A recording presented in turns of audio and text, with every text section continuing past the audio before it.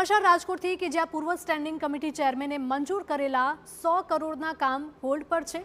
નવનિયુક્ત mayor Nehal શુક્લાએ review બેઠકમાં મહત્વનો નિર્ણય કર્યો છે। 20%થી ઓછી પ્રગતિવાળા પ્રોજેક્ટ્સને રિવ્યુના આદેશ કરવામાં આવ્યા। વર્કિંગ વુમન હોસ્ટેલ અને શાક માર્કેટના નવીનીકરણના કામ રોકાયા છે।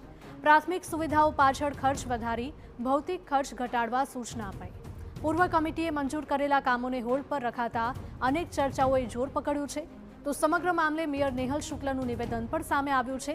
તેમણે કહ્યું છે કે વડાપ્રધાન મોદીએ હાલ રાજ્યની સરકારોને કરકસરની અપીલ કરી છે, ત્યારે તેના જ અનુસંધાનમાં આ નિર્ણય લેવાયો છે।